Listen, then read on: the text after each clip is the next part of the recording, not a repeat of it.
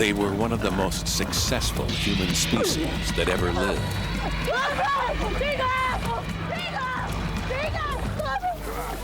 For 250,000 years, they dominated the continent of Europe. A harsh and dangerous landscape. Then, 35,000 years ago, another species challenged the Neanderthals.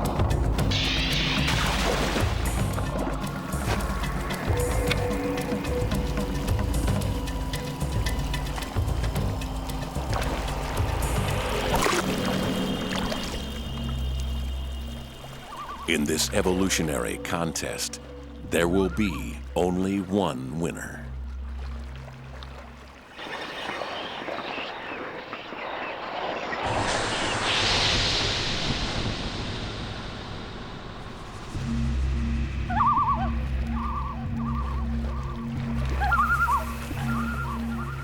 Nothing in this Neanderthal's life could have prepared him for this encounter.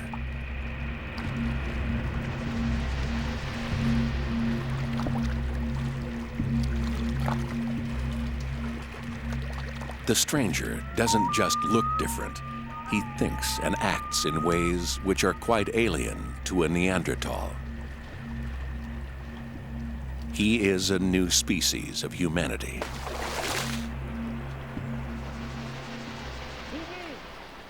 A Homo sapien, known in Europe as a Cro-Magnon.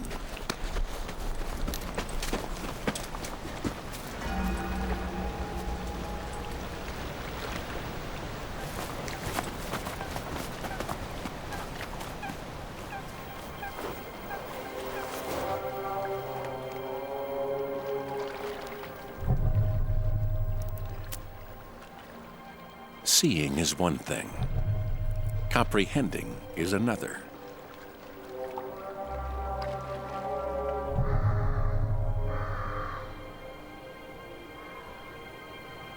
Alt 4. 4. 4. Alt. Ku. Ku. Alt 4. 1. 1. We can't know exactly how Neanderthals reacted to their first sight of Cro-Magnons.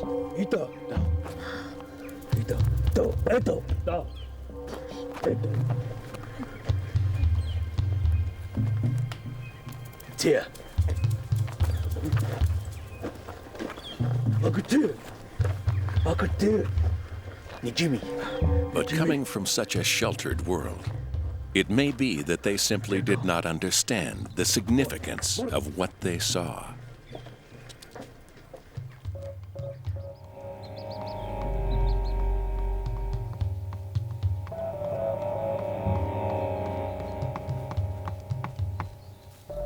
For now, what preoccupies the clan is the onset of winter.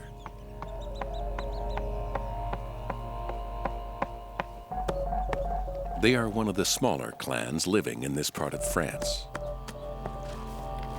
The old man and the young boy, 3 adult men and 3 women are the entire family group.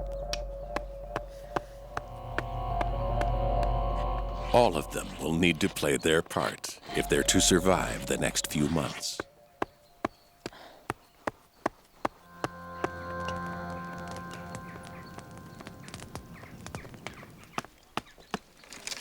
This hazel branch will make an excellent spear.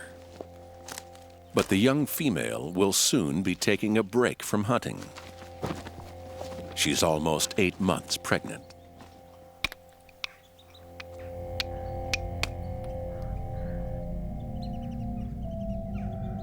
The Neanderthal toolkit consisted of around 6 types of tool, all geared to more specific tasks than those of earlier humans.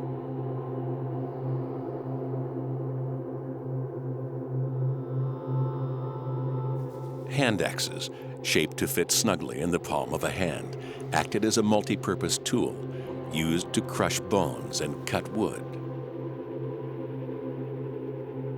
Side scrapers were used to prepare and soften animal skins. Triangular points were used as knives, or could be hafted to make tips for spears. The Lavalwa blade was their greatest technological achievement. Some had cutting edges just 1 molecule thick, 5 times sharper than a surgeon's scalpel.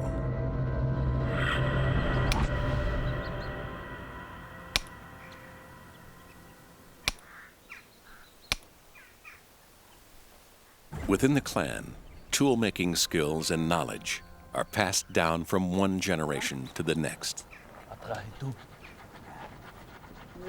There are subtle differences between the tools used by this clan and Neanderthals elsewhere in Europe. Proof that clans rarely interacted.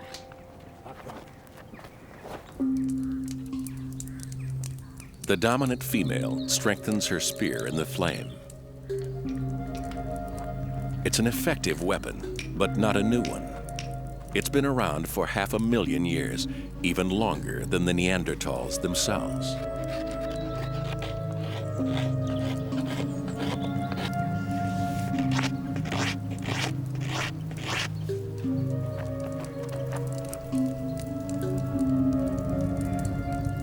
The isolated existence of clans had a direct effect on their development.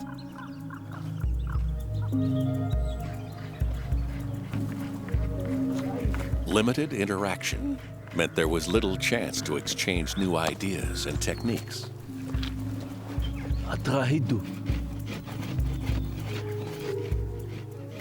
The result was that Neanderthal tools changed little in 250,000 years.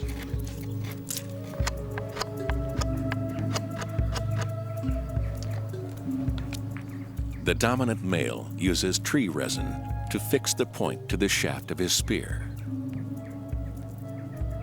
and sinew to bind it. It's a sophisticated weapon, capable of lacerating the thickest hide, but it's too heavy to throw very far and exposes him to the dangers of close-quarter hunting.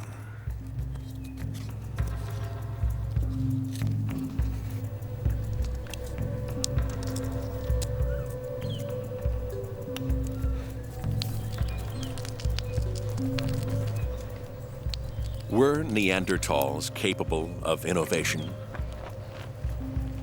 Did they have the cognitive skills to develop new ways of doing things? Buried in the archaeological record is tantalizing evidence that they did. 35,000 years ago, a remarkable transformation took place. Neanderthal tool-making techniques began to change. As well as stone, they started to use antler, bone, and even teeth.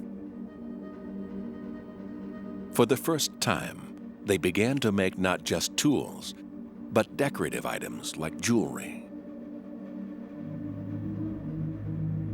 Some scientists believe that this is evidence of a revolution in their thinking. But it may be too convenient that this great leap forward coincided with the arrival of the Cro-Magnons.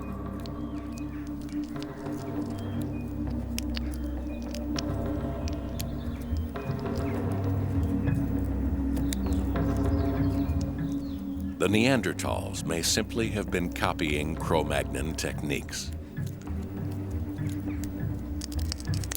without ever grasping what these signs and symbols really meant.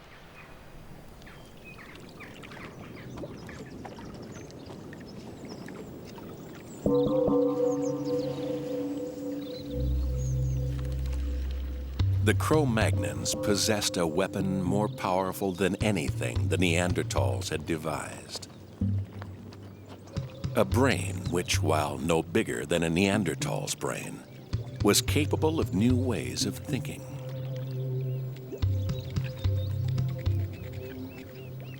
Body paint and jewelry are just the outward manifestations of something far more profound.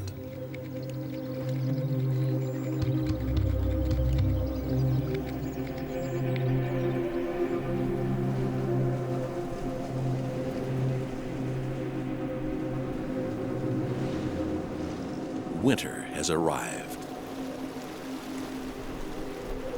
Red deer have migrated south in search of warmer weather. The balance between the food supply and the needs of the clan is delicate at the best of times. The arrival of the Cro-Magnons now threatens to tip the scales.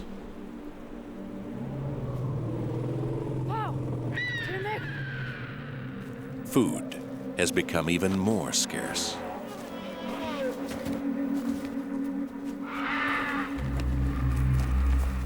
Tillmek, sätta på! Efter mig!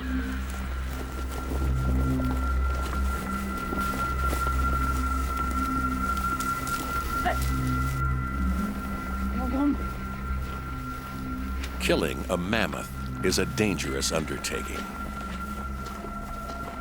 For these women, one of them heavily pregnant, the risk is too great.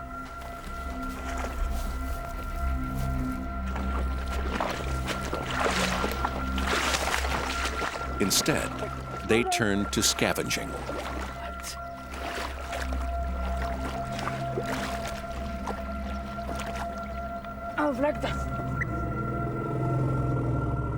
Scavenging meat is not ideal.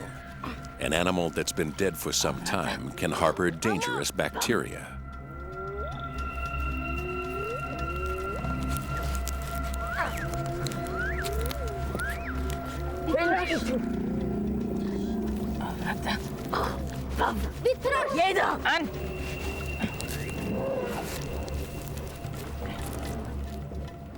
Fortunately, this animal has not been dead for long. The freezing water has helped to preserve the meat. The women will use fire to thaw it out.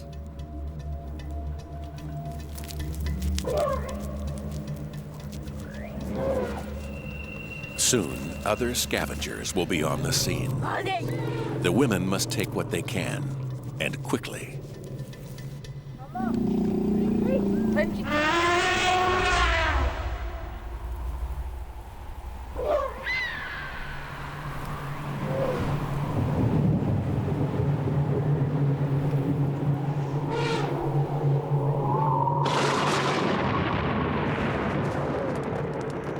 As day turns to night, temperatures plummet below zero.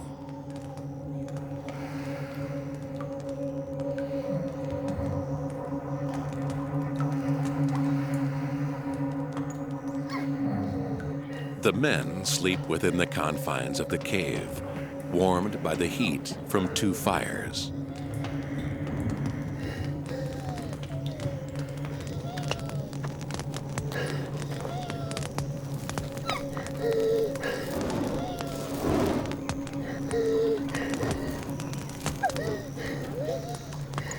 But for the clan's women, there will be no rest tonight.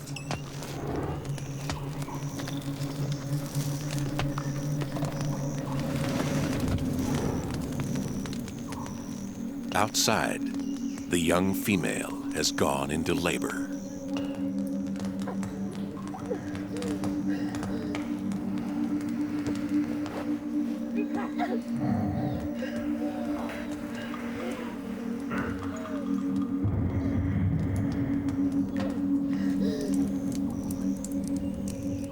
This is a dangerous time for her.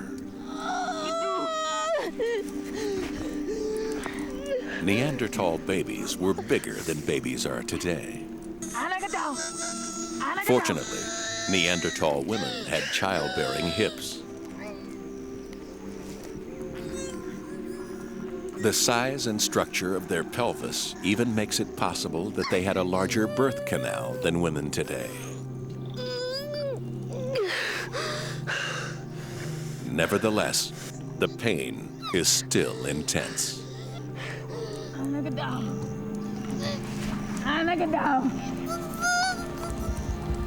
Rika!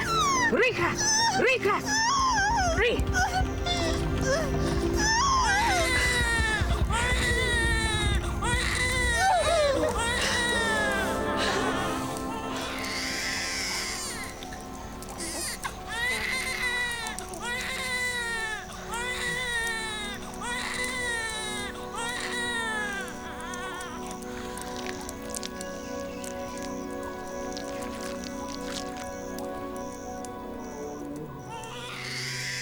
The baby has been born safely.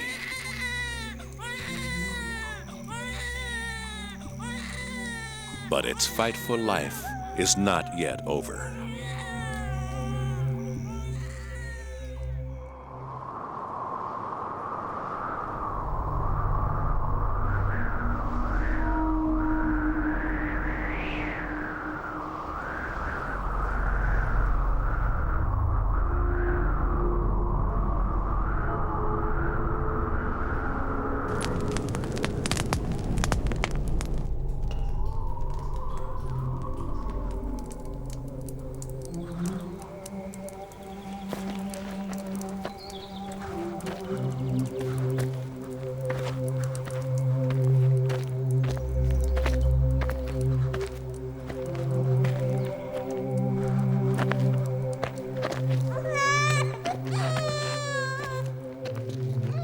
The baby has arrived in the depths of winter.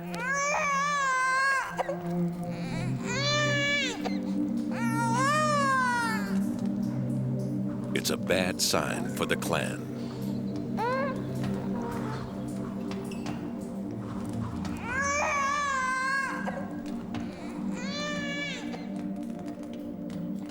The new mother will breastfeed her child for the next 5 years.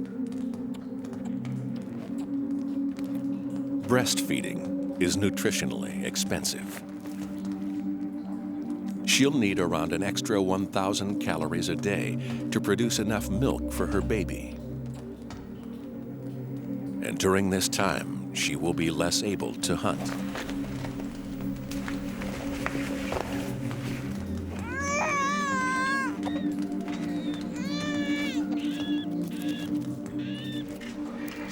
The group will have to provide for her.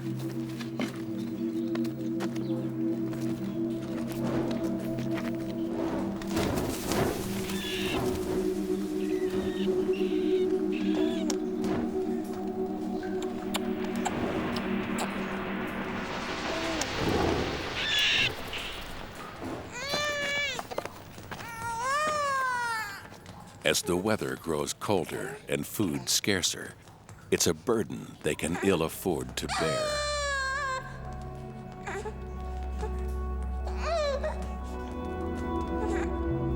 Nearly half of Neanderthal children died before reaching adolescence. Fragments of skeletons and skulls, many with their adult teeth still not descended from their gums, make up much of the fossil record. Defects in their dental enamel suggest that starvation was one of the greatest killers. But it's the remains of babies that provide the most poignant evidence of how harsh life was. Tiny skeletons have been found in shallow pits, suggesting that their untimely deaths were mourned.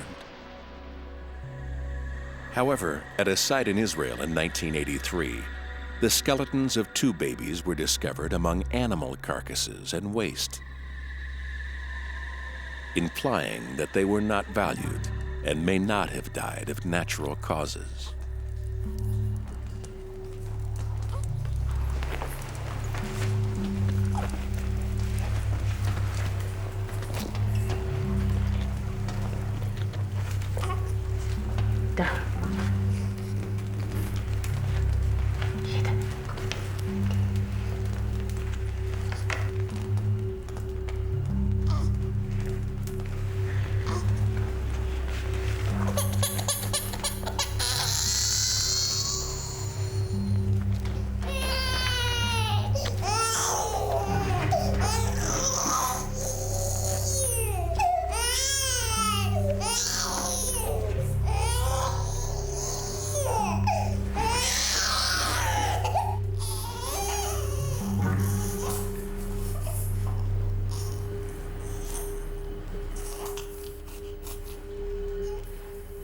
Infanticide may seem brutal, but in some hunter-gatherer groups, it has been known as an established method of birth control for hundreds of years.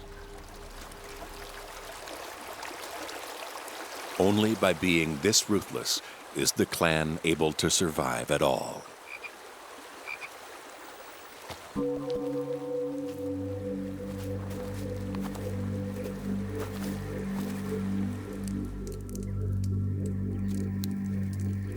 Now, the balance between life and death is becoming even more fragile.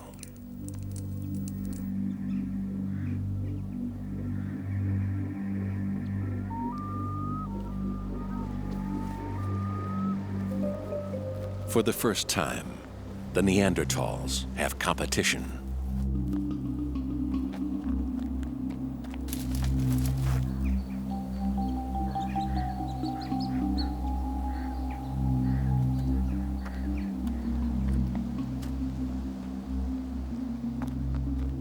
The Cro-Magnons have different strategies for survival.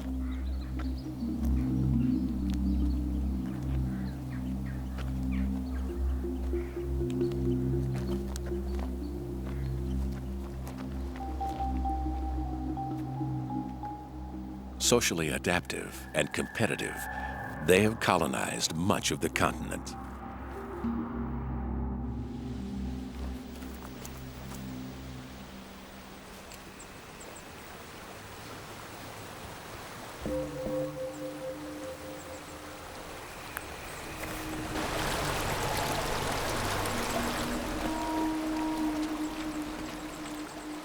Small and self-sufficient, the clan is unlikely to seek confrontation with the Cro-Magnons.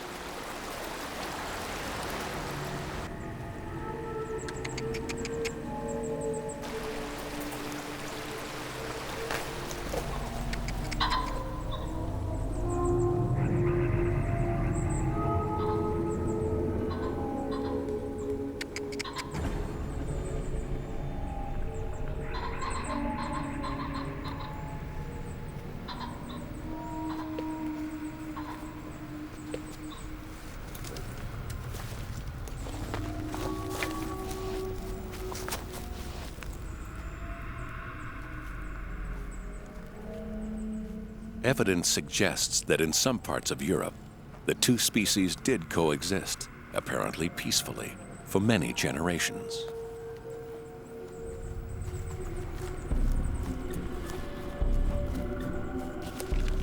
However, in this part of France, the shift from Neanderthal to Cro-Magnon settlements was much more dramatic.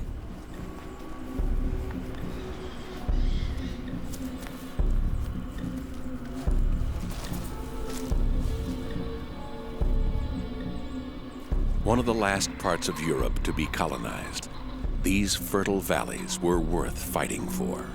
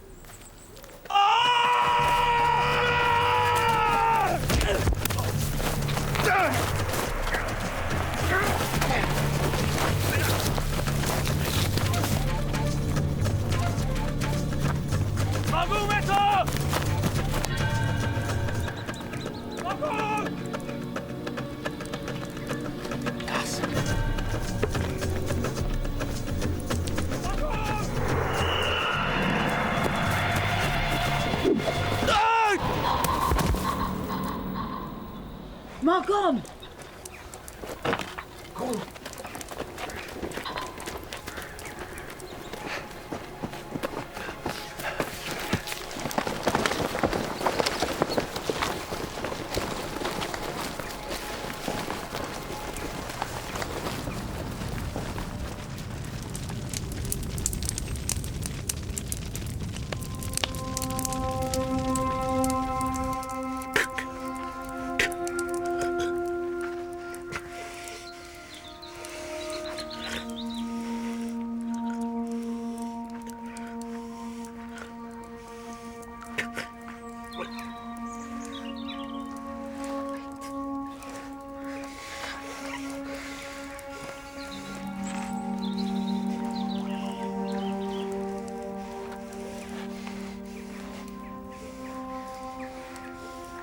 The spear has punctured the dominant male's lung. He's lost a lot of blood, and his life hangs in the balance.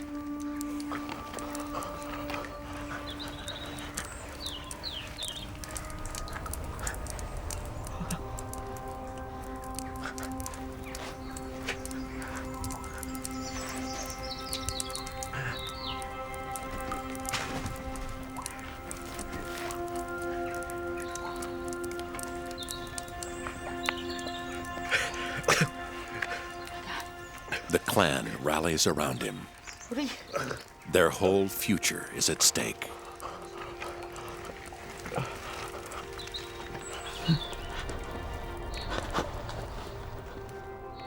To reveal the darker side of Neanderthal life, scientists sometimes end up playing detective. Even a single bone can yield a treasure trove of secrets. In 1953, at the Shanidar Cave in Iraq, researchers uncovered a Neanderthal rib. It didn't seem much at first, but a closer examination revealed a remarkable story. A tiny groove on the surface of the bone proved to be a cut. A weapon had penetrated between the 8th and 9th rib, slicing the bone and puncturing the lung, implying that the victim had been stabbed. Though badly wounded, he did not die immediately. The buildup of bone reveals that the wound had begun to heal, suggesting that he was cared for by the rest of his group.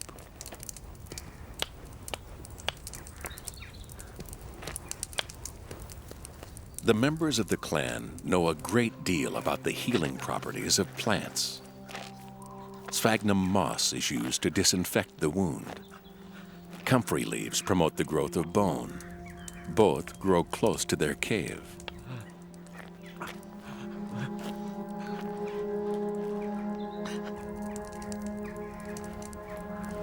But with an injury this serious, there's only so much they can do.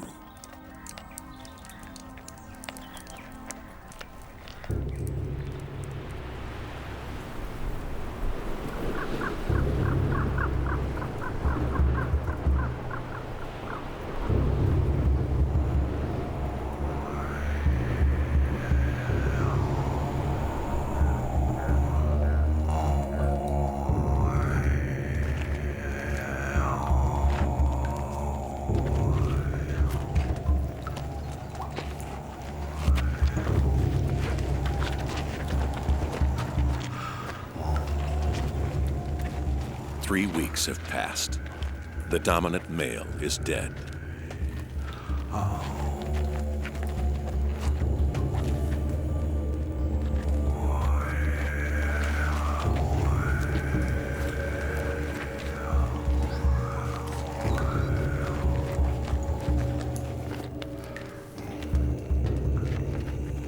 We cannot know for certain whether his clan experiences a sense of loss or grief.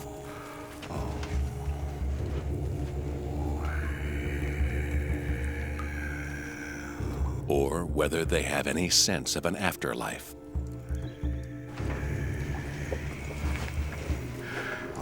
But their treatment of their dead relative reinforces their humanity.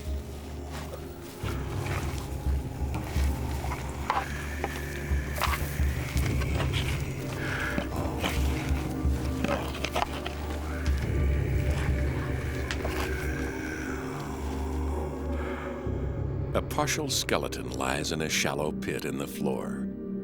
His right arm folded over his chest, his left hand on his stomach.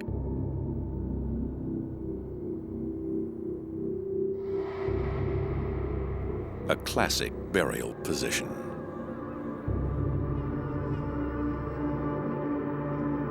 This body, found in a cave in Israel in 1983, has been the subject of much debate. Scattered around him were animal bones and teeth. Some scientists claim this is evidence of ritual. In another grave in Iraq, traces of pollen suggest that flowers might have been placed in the grave. But these claims are controversial. These grave goods may just have been debris that littered the cave floor. Neanderthal burials may simply have been a practical way of disposing of the dead.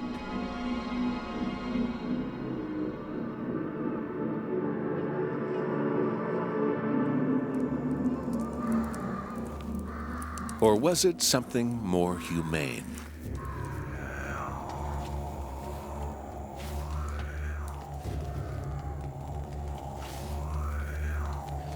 Inside the cave, the body would have remained close to the clan and safe from scavenging animals.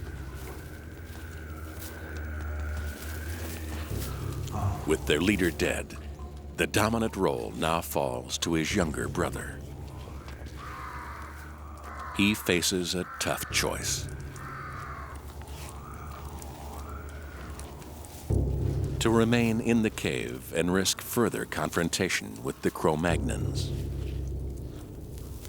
or to leave behind the center of the only world they've ever known.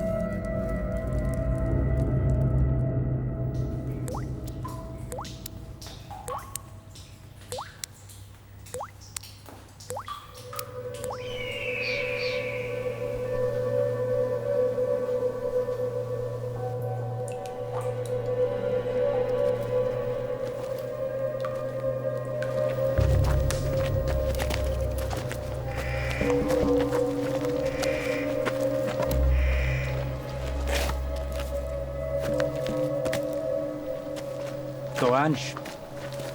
Bered, not six kun. Becky. The Cro-Magnons take over the deserted cave. They'll use it as a temporary settlement until the rest of their group arrives.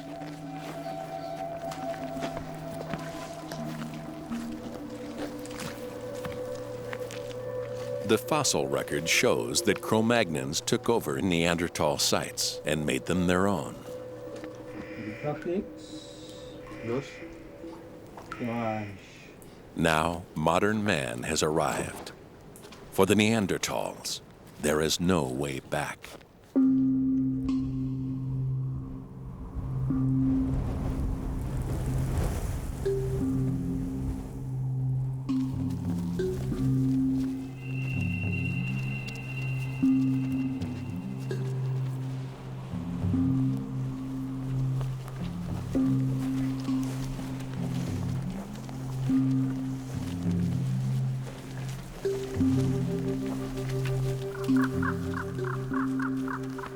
The clan has been driven west toward the coast, out of the path of the encroaching Cro-Magnons and toward the very edge of Europe.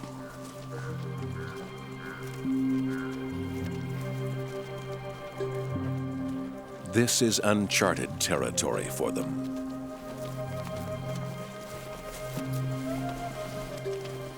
And the further they travel, the more vulnerable they become.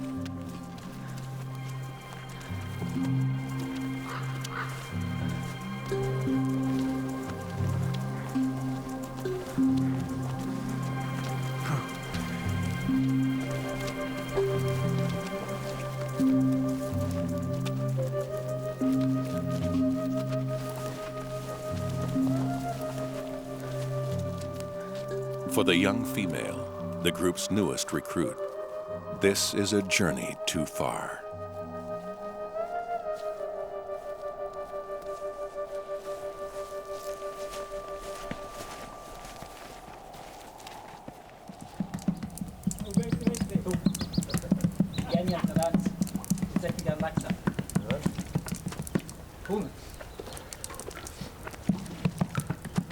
Physically, the Cro-Magnons are less well adapted for life in this cold climate.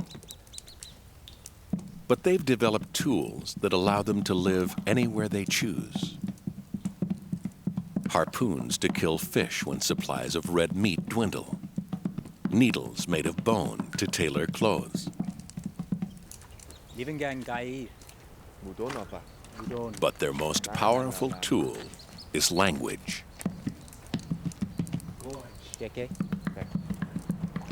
Unlike the Neanderthals, the language of the Cro-Magnons is rich and more complex. It's the trigger for art and culture. It allows individuals to form much larger social groups and to trade goods and form alliances in times of need. These new ways of living had devastating consequences for the Neanderthals. At their peak around 50,000 years ago, an estimated 100,000 Neanderthals lived within this border. But the spread of modern man from Africa and the Middle East was relentless. In groups of up to 100 individuals, the Cro-Magnons colonized Europe's prime locations, monopolizing resources. The Neanderthals were forced out of their valleys onto the inhospitable mountain plateaus of Croatia and the Crimea, and west onto the rocky coastlines of Portugal, Spain, and France. By 35,000 years ago, their numbers had dwindled to a few thousand.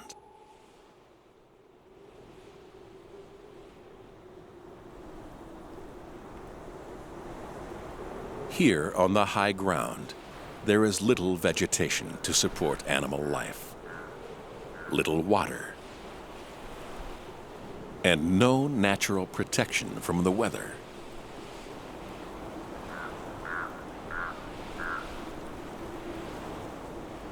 With wind chill, temperatures can be 30 degrees colder than in the river valleys below.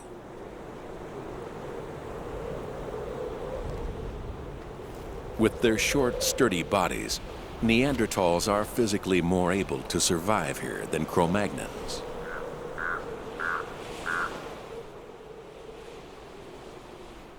But nothing in their evolutionary past has prepared them for this impoverished existence.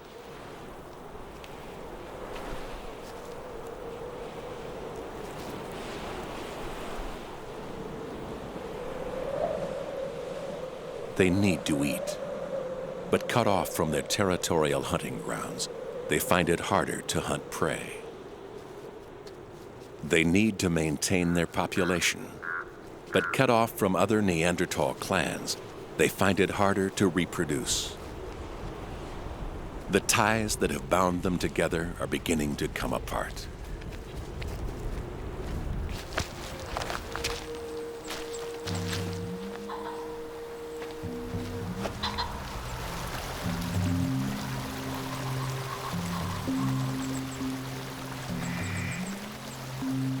Strong, close-knit, isolated, self-sufficient. These are the qualities that sustain the Neanderthals through repeated ice ages. But in the face of competition, these strengths have become weaknesses. And they are helping to seal their fate.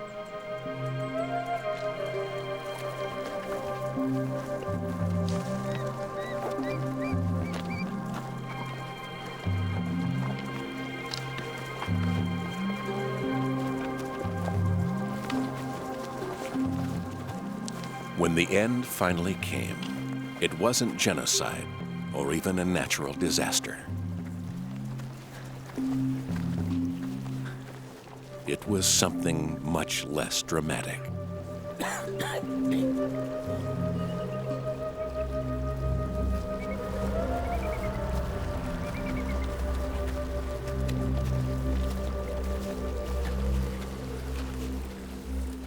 Neanderthals were simply outcompeted by a species which came up with better strategies for survival.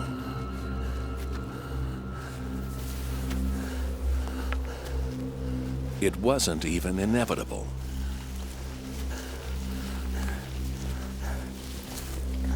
Had Neanderthal birth rates been only 2% higher, or their mortality rates 2% lower, they might not have become extinct at all.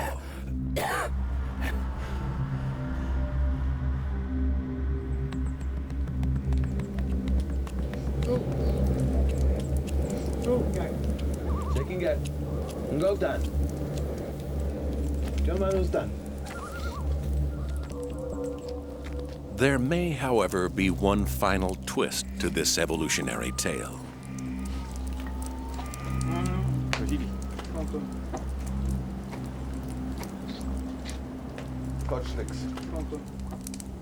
Physically and culturally, the Neanderthals and Cro-Magnons were worlds apart.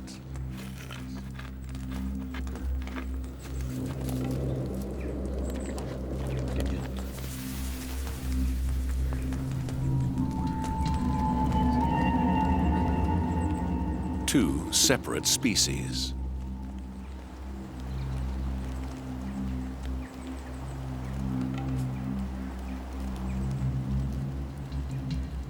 But both human and motivated by the same needs and desires.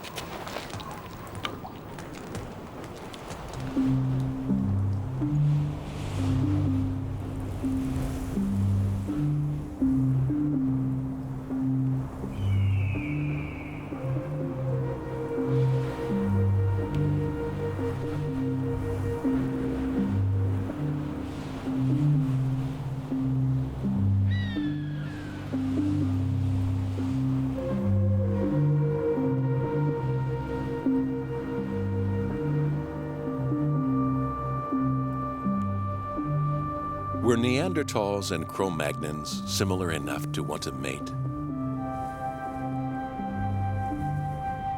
And even if they did, were their genes similar enough for a child to be the result?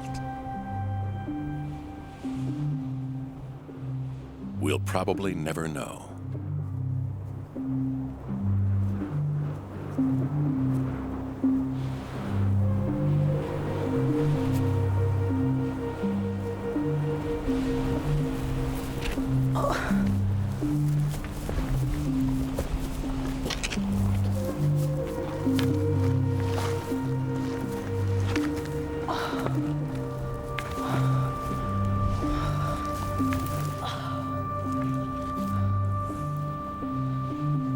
But one tantalizing piece of scientific evidence keeps us guessing. In 1998, in Portugal's Lepido Valley, archaeologists unearthed the remains of a 4-year-old child. Its body had been stained with red ochre and buried in a shallow pit. Deer teeth and a pierced shell were found close to the child's body. Small front teeth and the pointed chin seemed to confirm that this was a Cro-Magnon child. But the rest of the skeleton tells a different story. The limbs were short and strong, like those of a Neanderthal. Yet the Lapido child died about 3,000 years after Neanderthals are believed to have become extinct. Could this child be a hybrid, half Cro-Magnon and half Neanderthal? Scientists are still undecided.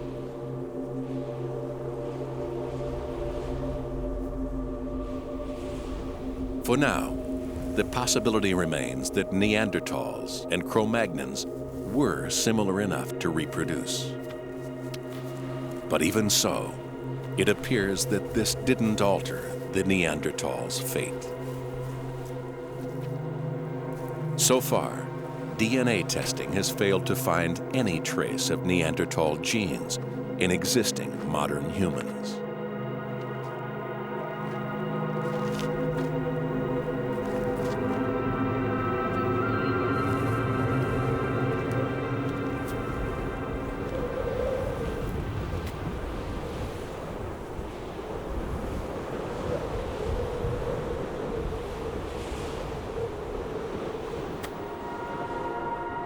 Around 30,000 years ago, in the remote outposts of southern Spain and Croatia, the last Neanderthals died, leaving only one human species, Homo sapiens, to inherit the Earth.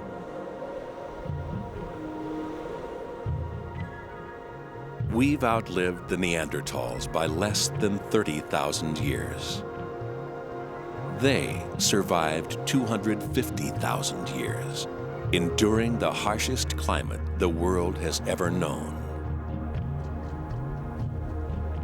And yet, when the time came, like so many species before them, the Neanderthals too became extinct.